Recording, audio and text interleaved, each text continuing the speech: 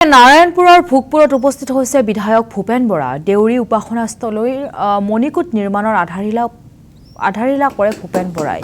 পিছলাপৰীয়া শ্ৰী শ্ৰী কুন্দিমামা গোসানীশালৰ মণিকূট গৃহ নিৰ্মাণৰ আধাৰিলা স্থাপন বিধায়ক ভূপেন কুমাৰ বৰাৰ। 10 লাখ টকাৰে নিৰ্মাণ হ'বলগীয়া মণিকূট গৃহৰ আধাৰিলা স্থাপন। পৰিষদৰ 18 নং পিছলা সমষ্টিৰ একাংশ ব্যক্তিগত হিতাধিকাৰীৰ মাজতে চেক আৰু গছপুলি বিতৰণ কৰে বিধায়কগৰাকীয়ে। বানেগৰকা উপাসনাস্থলীৰ আধুনিকৰণৰ বাবে বিধায়কগৰাকীয়ে পৰৱৰ্তী সময়ত পুঁজি মোকলাই দিয়াৰো আশ্বাস প্ৰদান কৰে।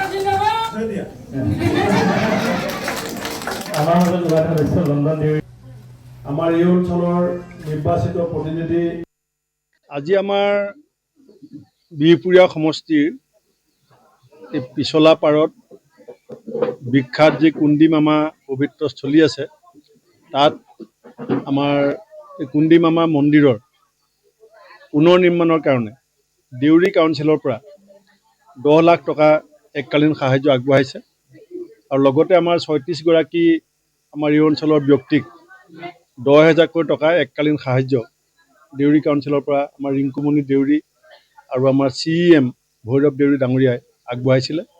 আজি মোকো তাত মাতিছিলে। ইয়াৰ পাছতে আমাৰ বিহপুৰীয়াত সোণোৱাল কছাৰী কাউন্সিলৰ পৰা প্ৰায় 150 ছাত্ৰ ছাত্ৰীক আমি 10,000কৈ টকা আজি আগবঢ়াম আৰু আমাৰ বিহপুৰীয়া সমষ্টিৰ যিসকল ক্ষুদ্ৰ চাহ খেতিয়ক আছে তেওঁলোককো আমি এখন কেৰিং ভান চাহপাতৰ টোপোলাবিলাক যাতে ফেক্টৰীলৈকে, কাৰণ ক্ষুদ্ৰ চাহ খেতিয়কৰ নিজৰ ফেক্টৰী নাথাকে, সেইকাৰণে ক্ষুদ্ৰ চাহ খেতিয়কে চাহৰ মূল্যটোত যোৱা টাপলি মাৰিব পৰাকৈ